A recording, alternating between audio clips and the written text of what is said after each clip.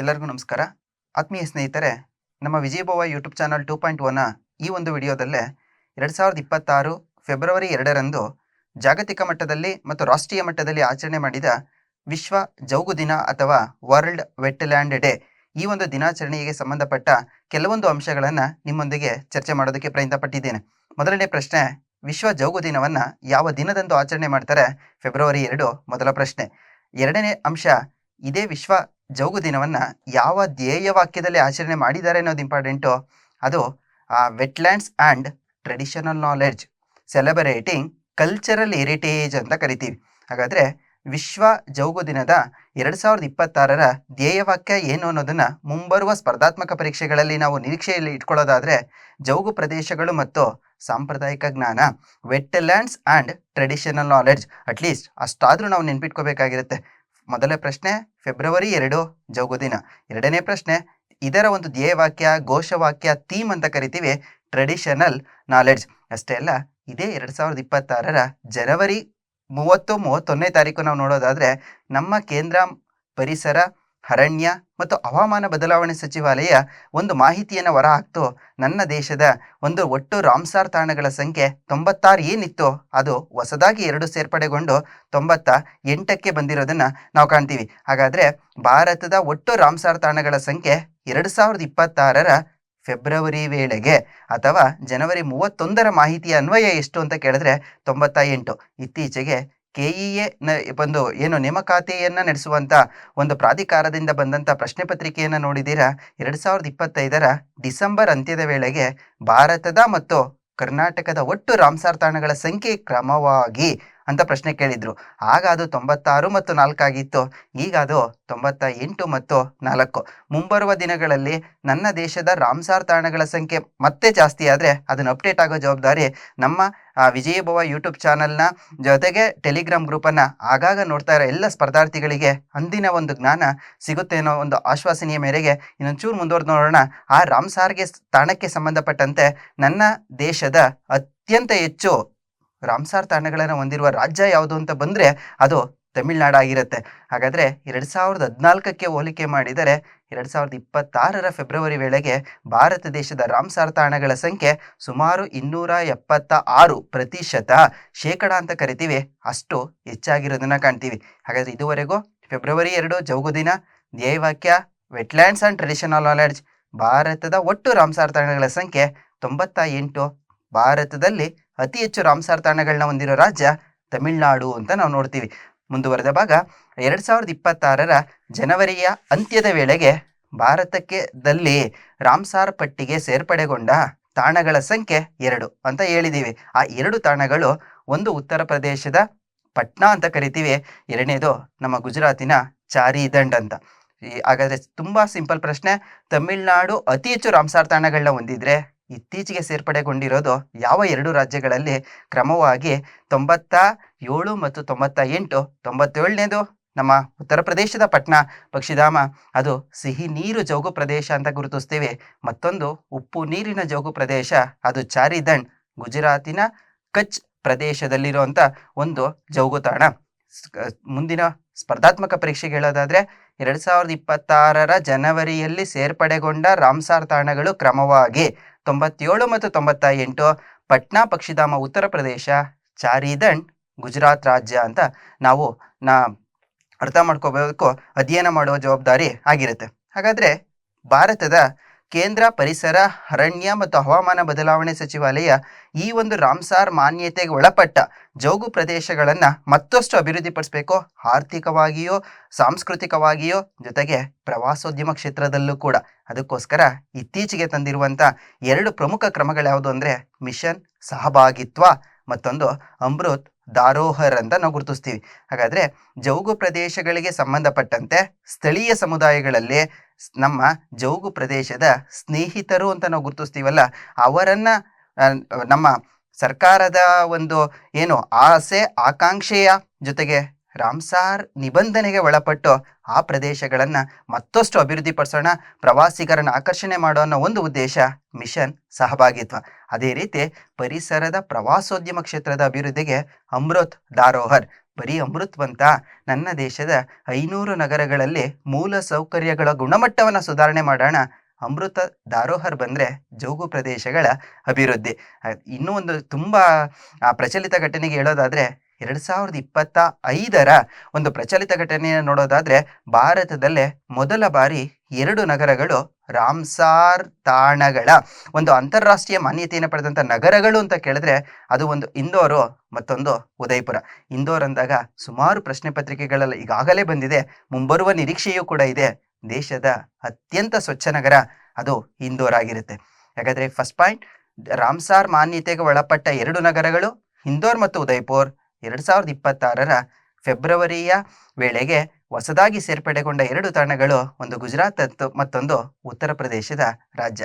2 ಕ್ರಮಗಳು ಮಿಷನ್ ಸಹಭಾಗಿತ್ವ ಅಮೃತ್ ಧಾರೋಹರ್. ಮತ್ತೊಂದು ಮುಖ್ಯವಾಗಿ ಭಾರತದಲ್ಲಿ ಹೊಸದಾಗಿ ಬಂದಿರೋ 2 ರಾಮ್ಸಾರ್ ತಾಣಗಳ ಜೊತೆಗೆ ತಮಿಳುನಾಡು ಅತಿ ಹೆಚ್ಚು ರಾಮ್ಸಾರ್ ತಾಣಗಳನ್ನ ಹೊಂದಿರೋ ರಾಜ್ಯ ಅಂತ ನಾವು ಗುರುತಿಸ್ತೀವಿ. 2 ನಗರಗಳನ್ನ ನಾವು ಆಯ್ಕೆ ಮಾಡಿರೋದನ್ನ ಕಾಣ್ತೀವಿ. ಜೊತೆಗೆ ತುಂಬಾ ಇಂಪಾರ್ಟೆಂಟು, ಸ್ಪೆಸಿಫಿಕ್ ಆಗಿ ನನ್ನ ರಾಜ್ಯ ಕರ್ನಾಟಕದ ಒಟ್ಟು 4 ರಾಮ್ಸಾರ್ ತಾಣಗಳು ಮಾನ್ಯತೆ ಪಡೆದಿರೋದನ್ನ ನಾವು ಗುರುತಿಸ್ತೀವಿ. ಅದರಲ್ಲಿ ಮೊದಲನೇ ರಾಮ್ಸಾರ್ ತಾಣ ಯಾವುದು ಅಂತ ಕೇಳಿದ್ರೆ ಮಂಡ್ಯ ಜಿಲ್ಲೆಯ ರಂಗನತಿಟ್ಟು. ಭಾರತ ಏನು 1947ರಿಂದ 2022 ಅಂತ ನಾವು ಗುರುತಿಸ್ತೀವಿ. 75ನೇ ವರ್ಷದ ಏನು ಸ್ವಾತಂತ್ರ್ಯೋತ್ಸವದ ಆಚರಣೆಯ ಹಿನ್ನೆಲೆಯ ಸಂದರ್ಭದಲ್ಲೇ ನನ್ನ ರಾಜ್ಯದ ಮಂಡ್ಯ ಜಿಲ್ಲೆಯ ರಂಗನತಿಟ್ಟು ದೇಶದಲ್ಲಿ ರಾಮ್ಸಾರ್ ಮಾನ್ಯತೆಯನ್ನು ಪಡೆಯುತ್ತೆ. ಕರ್ನಾಟಕದಿಂದ ಜೋಗು ಪ್ರದೇಶದ ಮಾನ್ಯತೆ ಪಡೆದ ಮೊದಲ ತಾಣ ಅದು ಮಂಡ್ಯ ಜಿಲ್ಲೆಯ ರಂಗನತಿಟ್ಟು ಪಕ್ಷಿಧಾಮ. ಜೊತೆಗೆ ಇನ್ನ 3 ತಾಣಗಳನ್ನು ಗುರುತಿಸ್ತೀವಿ. ಅದು ಉತ್ತರ ಕನ್ನಡ ಜಿಲ್ಲೆಯ ಅಘನಾಶಿನಿ ಇರ್ಬೋದು, ಅಥವಾ ಗದಗ ಜಿಲ್ಲೆಯ ಮಾಗಡಿ ಪಕ್ಷಿಧಾಮ ಇರ್ಬೋದು, ವಿಜಯನಗರದ ಅಂಕಸಮುದ್ರ. ಮತ್ತೊಂದು ನಿಮಗೆ ಪಾಯಿಂಟ್ ನೆನಪಾಯಿತು, ಕರ್ನಾಟಕದಿಂದ ಯುನೆಸ್ಕೋ ವಿಶ್ವ ಪಾರಂಪರಿಕ ಮಾನ್ಯತೆ ಪಡೆದ ತಾಣಗಳು ಕೂಡ 4. ಹಂಪಿ, ಪಟ್ಟದಕಲ್ಲು ಅಥವಾ ನಮ್ಮ ಬೇಲೂರು, ಹಳೇಬೀಡು, ಸೋಮನಾಥಪುರ, ಮತ್ತೊಂದು ಪಶ್ಚಿಮ ಘಟ್ಟಗಳು ಅಂತ. ಯಾಕೆ ಪಶ್ಚಿಮ ಘಟ್ಟಗಳ ಬಗ್ಗೆ ಈಗ ಕಾನ್ಸಂಟ್ರೇಟ್ ಮಾಡ್ತೀವಿ ಅಂದರೆ ಕಸ್ತೂರಿ ರಂಗನ್ ಇತ್ತೀಚೆಗೆ ನಿಧನರಾಗಿರ್ತಕ್ಕಂಥದ್ದನ್ನು ಕಾಣ್ತೀವಿ. ಆ ಕಸ್ತೂರಿ ರಂಗನ್ ಬಗ್ಗೆ ಕೂಡ ನಮಗೆ ಮಾಹಿತಿ ಆಧಾರದಲ್ಲೇ ಆ ಪಶ್ಚಿಮ ಘಟ್ಟಗಳ ಬಗ್ಗೆ ನನಗೆ ಅವೇರ್ನೆಸ್ ಇರಬೇಕು. ಮತ್ತೊಮ್ಮೆ ಹೇಳ್ತೀನಿ, ಯುನೆಸ್ಕೋ ವಿಶ್ವ ಪಾರಂಪರಿಕ ಮಾನ್ಯತೆ ಪಡೆದ ತಾಣಗಳು ಕರ್ನಾಟಕದಲ್ಲಿ 4. ರಾಮ್ಸಾರ್ ಮಾನ್ಯತೆ ಪಡೆದ ತಾಣಗಳ ಸಂಖ್ಯೆಯೂ ಕೂಡ 4. ಕರ್ನಾಟಕದಿಂದ ಆಯ್ಕೆಯಾಗಿರುವ 4 ರಾಮ್ಸಾರ್ ತಾಣಗಳಲ್ಲೇ ಮೊದಲನೇ ರಾಮ್ಸಾರ್ ತಾಣ ನಮ್ಮ ಮಂಡ್ಯ ಜಿಲ್ಲೆಯ ರಂಗನತಿಟ್ಟು. ಯಾವ ವರ್ಷ ಸೇರ್ಪಡೆ ಆಯಿತು ಅನ್ನೋದು ಇಂಪಾರ್ಟೆಂಟು, 2022. ಒಡಿಶಾ ರಾಜ್ಯದ ಚಿಲ್ಕಾ ಸರೋವರ ದೇಶದಲ್ಲೇ ಮೊದಲ ಬಾರಿ ರಾಮ್ಸಾರ್ ಪಟ್ಟಿಗೆ 1981ರಲ್ಲಿ ಸೇರ್ಪಡೆಗೊಳ್ಳುತ್ತೆ. ಆದರೆ ಕರ್ನಾಟಕದಿಂದ ಮೊದಲನೇ ರಾಮ್ಸಾರ್ ತಾಣವಾಗಿ ಆಯ್ಕೆಯಾದ ತಾಣ ಅದು ಮಂಡ್ಯ ಜಿಲ್ಲೆಯ ರಂಗನತಿಟ್ಟು 2022. ಮೇ ಬಿ ನೀವು ಸ್ಲೈಡಲ್ಲಿ ನೋಡ್ತಾ ಇದ್ರೆ ಕೊಕ್ಕರೆಗಳಿಗೆ ಪ್ರಮುಖವಾದ ಒಂದು ತಾಣ ಅಂತಲೇ ಗುರುತಿಸ್ತೀವಿ. ಅದು ನಮ್ಮ ಮಂಡ್ಯ ಜಿಲ್ಲೆಯ ರಂಗನತಿಟ್ಟು. ಮೇ ಬಿ ಸಕ್ಕರೆ ನಗರ ಅಂತ ನಾವು ಗುರುತಿಸ್ತಕ್ಕಂಥದ್ದು ಕೂಡ ಅದು ಮಂಡ್ಯ. ರಾಮ್ಸಾರ್ ಪಟ್ಟಿಗೆ ಸೇರ್ಪಡೆಗೊಂಡಿರೋ ಮೊದಲ ತಾಣ ಕರ್ನಾಟಕದಿಂದ ಮಂಡ್ಯ ಜಿಲ್ಲೆಯ ರಂಗನತಿಟ್ಟು. ಕರ್ನಾಟಕದಿಂದ ರಾಮ್ಸಾರ್ ಪಟ್ಟಿಗೆ ಸೇರ್ಪಡೆಗೊಂಡಿರುವಂಥ 2ನೇ ಒಂದು ತಾಣ ನಮ್ಮ ಉತ್ತರ ಕನ್ನಡ ಜಿಲ್ಲೆಯ ಅಘನಾಶಿನಿ. ಕರ್ನಾಟಕದಲ್ಲಿ ಅತಿ ಹೆಚ್ಚು ಅರಣ್ಯ ಪ್ರದೇಶವನ್ನು ಹೊಂದಿರುವಂಥ ಜಿಲ್ಲೆಯೂ ಉತ್ತರ ಕನ್ನಡ. ಇತ್ತೀಚೆಗೆ ಪ್ರವಾಸೋದ್ಯಮ ಕ್ಷೇತ್ರ ಹೆಚ್ಚು ಒಳಪಡ್ತಾ ಇದೆ. ಕಾರಣ ಜೋಗು ಪ್ರದೇಶದ ಮಾನ್ಯತೆಯನ್ನು ಪಡೆದ ನಂತರ. 3ನೇದಾಗಿ ನಾವು ನೋಡೋದಾದ್ರೆ ನಮ್ಮ ವಿಜಯನಗರ ಜಿಲ್ಲೆಯ ಅಂಕಸಮುದ್ರದ ಪಕ್ಷಿ ಸಂರಕ್ಷಣಾ ಮೀಸಲು ಅಂತ ನಾವು ಏನು ಗುರುತಿಸ್ತೀವಿ, ಇದು 2024ರಲ್ಲಿ ಮಂಡ್ಯ ಜಿಲ್ಲೆಯ ರಂಗನತಿಟ್ಟು, 2022 ನಮ್ಮ ಉತ್ತರ ಕನ್ನಡ ಮತ್ತು ನಮ್ಮ ವಿಜಯನಗರ, ಜೊತೆಗೆ ನಮ್ಮ ಗದಗ ಜಿಲ್ಲೆಯ ಮಾಗಡಿ ಪಕ್ಷಿಧಾಮ. ಮಾಗಡಿ ಅಂದ ತಕ್ಷಣ ನಮ್ಮ ಬೆಂಗಳೂರು ದಕ್ಷಿಣ ಜಿಲ್ಲೆ ರಾಮನಗರ ಅಂತ ಬರೀಬಾರ್ದು, ಮಾಗಡಿ ಪಕ್ಷಿಧಾಮ ಅದು ಗದಗಗೆ ಸಂಬಂಧಪಟ್ಟಂತೆ ಸುದ್ದಿಯಲ್ಲಿದೆ. ಗದಗ ಮಾಗಡಿ ಒಂದು ಜೋಗು ಪ್ರದೇಶ ಕರ್ನಾಟಕದಿಂದ ಆಯ್ಕೆಯಾಗಿರುವ ರಾಮ್ಸಾರ್ ಪಟ್ಟಿಯಲ್ಲಿ 4. ಮೇ ಬಿ ಒಂದು ಪ್ರಶ್ನೆಯನ್ನು ನಾನು ರೈಸ್ ಮಾಡೋದಾದ್ರೆ, ಈ ಕೆಳಗಿನ ಯಾವ ಒಂದು ತಾಣಗಳು ಕರ್ನಾಟಕ ರಾಜ್ಯದಿಂದ ರಾಮ್ಸಾರ್ ಪಟ್ಟಿಗೆ ಸೇರ್ಪಡೆಯಾಗಿವೆ? 1 ಮಂಡ್ಯ ಜಿಲ್ಲೆಯ ರಂಗನತಿಟ್ಟು, 2ನೇದು ವಿಜಯನಗರದ ಅಂಕಸಮುದ್ರ, 3ನೇದು ಗದಗ ಜಿಲ್ಲೆಯ ಮಾಗಡಿ ಪಕ್ಷಿಧಾಮ, 4ನೇದು ಮೇಲಿನ ಹಿಲ್ಲವು. ಹಾಗಾದರೆ ರೈಟ್ ಆನ್ಸರ್ ಮೇಲಿನ ಹಿಲ್ಲವು. ಬಟ್ ಒಂದು ಬಿಟ್ಟೆ ಉತ್ತರ ಕನ್ನಡದ ಅಘನಾಶಿನಿ, ಅದು ಕೂಡ ಸೇರ್ಪಡೆಗೊಂಡಿರುತ್ತೆ. ಜೋಗು ದಿನ ಫೆಬ್ರವರಿ 2. ಕರ್ನಾಟಕ ಮತ್ತು ಭಾರತದಲ್ಲಿ ಒಟ್ಟು ಎಷ್ಟು ರಾಮ್ಸಾರ್ ತಾಣಗಳಿದ್ದಾವೆ ಅಂತ ನಾವು ನೋಡಿದ ಮೇಲೆ, ಹಾಗಾದರೆ ರಾಮ್ಸಾರ್ ಅಂತ ಸುಮಾರು ಸರಿ ಪದ ಹೇಳಿದೆ. ಏನು ರಾಮ್ಸಾರ್ ಹಾಗಾದರೆ? ಇರಾನ್ ದೇಶದ ರಾಮ್ಸಾರ್ನಲ್ಲಿ ಜಾಗತಿಕ ಮಟ್ಟದಲ್ಲಿ ತೇವಯುತ ಭೂಮಿ, ಗದ್ದೆಗಳು, ಜೋಗು ಪ್ರದೇಶಗಳು ಎಲ್ಲವೂ ಒಂದೇ ವರ್ಡ್, ಇಂಗ್ಲೀಷಲ್ಲಿ ವೆಟ್ಲ್ಯಾಂಡ್ಸ್, ಅದನ್ನು ರಕ್ಷಣೆ ಮಾಡೋದಕ್ಕೆ ಮೊದಲನೇದಾಗಿ ನಡೀತಲ್ಲ ಒಂದು ಸಂರಕ್ಷಣಾ ಒಪ್ಪಂದ, ಅದು 1971 ಫೆಬ್ರವರಿ 2. ಅದೇ ಉದ್ದೇಶದಿಂದಲೇ ಫೆಬ್ರವರಿ 2 ವಿಶ್ವ ಜೌಗು ದಿನವನ್ನಾಗಿ ಆಚರಣೆ ಮಾಡ್ತೀವಿ. ತುಂಬ ಸಿಂಪಲ್ ಪ್ರಶ್ನೆ. ರಾಮ್ಸಾರ್ ಕನ್ವೆನ್ಷನ್, ರಾಮ್ಸಾರ್ ಸಮಾವೇಶ, ರಾಮ್ಸಾರ್ ಒಪ್ಪಂದ ಈ ಕೆಳಗಿನ ಯಾವುದಕ್ಕೆ ಸಂಬಂಧಿಸಿದೆ? ಗದ್ದೆಗಳ ಸಂರಕ್ಷಣೆ. ಈಗಾಗಲೇ ಪ್ರಶ್ನೆ ಪತ್ರಿಕೆಯಲ್ಲಿ ಕೇಳಿದ್ದಾರೆ. ತೇವಾಯುತ ಭೂಮಿಗೆ ರಕ್ಷಣೆಗೆ ಸಂಬಂಧಪಟ್ಟಂತೆ 1971 ಫೆಬ್ರವರಿ 2. ಬಟ್ ನೆನಪಿರಲಿ, ಭಾರತ 1971ರಲ್ಲಿ ಸೈನ್ ಮಾಡಿರಲಿಲ್ಲ. 1982ಕ್ಕೆ ಸಂಬಂಧಪಟ್ಟಂತೆ ಅದರಲ್ಲಿ ಏನು ನಮ್ಮ ಒಡಿಶಾದ ಚಿಲ್ಕಾ ಸರೋವರ ಕೂಡ ಆಯ್ಕೆಯಾಗಿರೋದನ್ನು ನಾವು ಕಾಣ್ತೀವಿ. ಅದು ಒಂದು ಅಂಶ. ಜೊತೆಗೆ ಅದೇ ಪರಿಸರಕ್ಕೆ ಸಂರಕ್ಷಣೆಗೆ ಸಂಬಂಧಪಟ್ಟಂತೆ 1972 ಜೂನ್ 5ನೇ ತಾರೀಕು United Nations conference on human environment ಅಂತ ನಾವು ಗುರುತಿಸ್ತೀವಿ. ಮತ್ತೊಮ್ಮೆ ರಿಪೀಟ್ ಮಾಡ್ತೀನಿ. 1972 ಜೂನ್ 5ನೇ ತಾರೀಕು United Nations conference on human environment, ಮಾನವ ಪರಿಸರ ಸಮ್ಮೇಳನ ಅಂತ ಗುರುತಿಸ್ತೀವಿ. ಪರಿಸರ ಸಂರಕ್ಷಣೆಗೆ ಸಂಬಂಧಿಸಿದಂತೆ ಜಾಗತಿಕ ಮಟ್ಟದಲ್ಲಿ ನಡೆದ ಮೊಟ್ಟ ಮೊದಲನೇ ಒಂದು ಒಪ್ಪಂದ ಸ್ವೀಡನ್ನ ಸ್ಟಾಕ್ಹೋಮ್ ಕಾನ್ಫರೆನ್ಸ್. ಯಾವುದಕ್ಕೆ ಸಂಬಂಧಿಸಿದೆ? ಮಾನವ ಪರಿಸರ. ಅದೇ 1972 June 5 UNEP, United Nations Environment Programme, ಕೀನ್ಯಾದ ನೈರೋಬಿಯಲ್ಲಿ ಏನು ಕೇಂದ್ರ ಕಚೇರಿಯನ್ನು ಹೊಂದಿದೆ. ಆ ಒಂದು ಅಂಶವನ್ನು ನೆನಪಿರಬೇಕು. ಯಾಕೆ ಇಲ್ಲಿ ಕಾರಿಲೇಟ್ ಮಾಡಿದ್ದೀವಿ ಅಂದರೆ 71 ಬಂತಾ ರಾಮ್ಸಾರು, 72 ಬಂತಾ ಸ್ಟಾಕ್ಹೋಮ್ ಒಪ್ಪಂದ. ಕ್ರಾನಾಲಜಿಕಲ್ ಆರ್ಡರಲ್ಲಿ ಪ್ರಶ್ನೆ ಬಂದರೂ ನೀವು ಬರೀಬೋದು. ರಾಮ್ಸಾರ್ ಒಪ್ಪಂದ ಮೊದಲು ನಡೀತಾ, ಸ್ಟಾಕ್ಹೋಮ್ ಕಾನ್ಫರೆನ್ಸ್ ಮೊದಲು ನಡೀತಾ ಅಂತ. ರಾಮ್ಸಾರ್ 1971, ಸ್ಟಾಕ್ಹೋಮ್ ಕಾನ್ಫರೆನ್ಸ್ UNEP ಸ್ಥಾಪನೆ 1972. ಇದೇ ಒಂದು ಪರಿಸರಕ್ಕೆ ಸಂಬಂಧಪಟ್ಟಂತೆ ಮುಂದುವರೆದ ಭಾಗ. ನಮ್ಮ ವಾಯುಮಂಡಲದಲ್ಲಿ ಬಂದಾಗ ಟ್ರೋಪೋಸ್ಪಿಯರ್, ಸ್ಟ್ರಾಟೋಸ್ಪಿಯರ್, ಮಿಸೋಸ್ಪಿಯರ್, ಅಯನೋಸ್ಪಿಯರ್, ಎಕ್ಸೋಸ್ಪಿಯರ್ ಅಂತ ವಿವಿಧ ಹಂತಗಳನ್ನ ನಾವು ನೋಡ್ತೀವಿ. ಅದರಲ್ಲಿ ಸ್ಟ್ರಾಟೋಸ್ಪಿಯರ್ನಲ್ಲಿ ಬರುವಂಥ ಓಝೋನ್ ಪದರ ಏನು ಇವತ್ತು ಹಸಿರುಮನೆ ಅನಿಲಗಳ ಪರಿಣಾಮದಿಂದ ಎಫೆಕ್ಟ್ ಆಗ್ತಾ ಇದೆ, ಅದನ್ನು ರಕ್ಷಣೆ ಮಾಡೋದಕ್ಕೆ 1987 ಸೆಪ್ಟೆಂಬರ್ 16ನೇ ತಾರೀಕು ಮಾಡ್ಕೊಂಡ್ರಲ್ಲ, ಅದು ಕೆನಡಾ ದೇಶದ ಮಾಂಟ್ರಿಯಲ್ ಪ್ರೋಟೋಕಾಲ್. ಅದಕ್ಕೆ ಅದನ್ನು ಸೆಪ್ಟೆಂಬರ್ 16 ಓಝೋನ್ ದಿನ ಅಂತ ಕರೆದಿಸ್ತೀವಿ. ಐ ಥಿಂಕ್ ಇಲ್ಲಿ 3 ದಿನಗಳ ಬಗ್ಗೆ ಮೆನ್ಷನ್ ಮಾಡಿದ್ದೀನಿ. ಸ್ವಲ್ಪ ನೀವು ಕಾನ್ಸಂಟ್ರೇಟ್ ಇಡ್ಬೋದು. ಫೆಬ್ರವರಿ 2 ಜೌಗು ದಿನ, ಅದೇ ಜೂನ್ 5 ವಿಶ್ವ ಪರಿಸರ ದಿನ, ಸೆಪ್ಟೆಂಬರ್ 16 ಓಝೋನ್ ಸಂರಕ್ಷಣಾ ದಿನ 1987.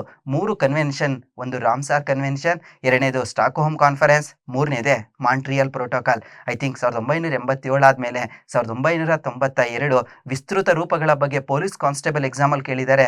UNFCCC 3 ಸಿಗಳು, United Nations Framework Convention on Climate change.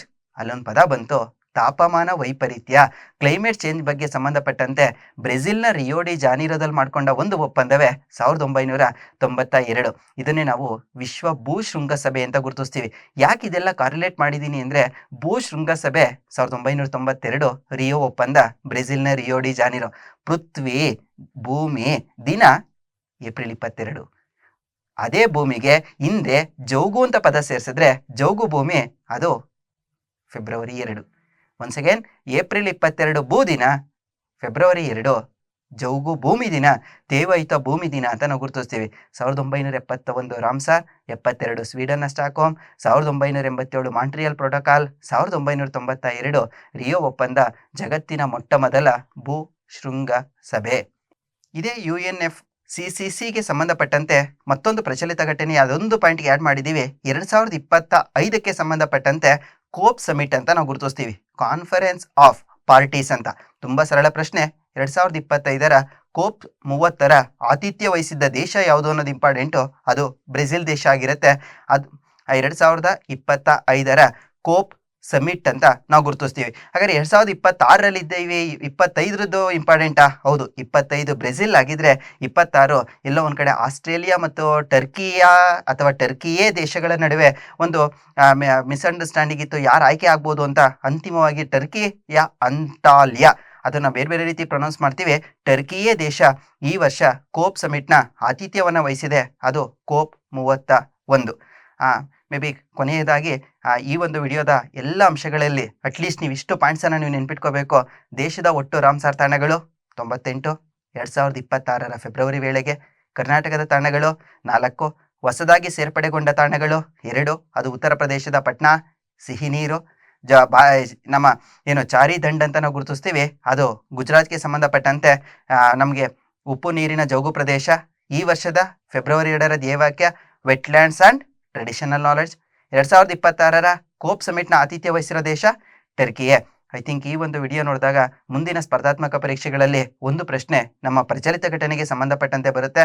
ಮುಂದಿನ ವಿಡಿಯೋಗಳಲ್ಲೇ ಎಲ್ಲ ರೀತಿಯ ಪ್ರಚಲಿತ ಘಟನೆಗಳನ್ನು ನಾವು ನಮ್ಮ ವಿಜಯಭವ ಯೂಟ್ಯೂಬ್ ಚಾನಲ್ ಮತ್ತು ಟೆಲಿಗ್ರಾಮ್ ಗ್ರೂಪ್ ಮೂಲಕ ನಮ್ಮ ಸ್ಪರ್ಧಾರ್ಥಿಗಳಿಗೆ ತಲುಪಿಸ್ಬೇಕು ಅನ್ನೋ ಆಸೆ ಆಕಾಂಕ್ಷೆಯನ್ನು ಹೊತ್ತು ಮುಂದಿನ ನಿಮ್ಮ ಸ್ಪರ್ಧಾತ್ಮಕ ಪರೀಕ್ಷೆ ಯಶಸ್ಸನ್ನು ಪಡೀರಿ ಅನ್ನೋ ಆಧಾರದ ಮೇಲೆ ನಮ್ಮ ವಿಜಯಭವ ಯೂಟ್ಯೂಬ್ ಚಾನಲ್ನ ಲಿಂಕನ್ನು ದಯವಿಟ್ಟು ನಿಮ್ಮ ಸ್ನೇಹಿತರೊಂದಿಗೆ, ನಿಮ್ಮ ವಿದ್ಯಾರ್ಥಿಗಳೊಂದಿಗೆ ಶೇರ್ ಮಾಡಿ ಮತ್ತು ಸಬ್ಸ್ಕ್ರೈಬ್ ಆಗಿ. ಧನ್ಯವಾದಗಳು. ನಿಮ್ಮ ಸ್ಪರ್ಧಾತ್ಮಕ ಪರೀಕ್ಷೆ ಯಶಸ್ಸನ್ನು ಪಡೀರಿ. Thank you.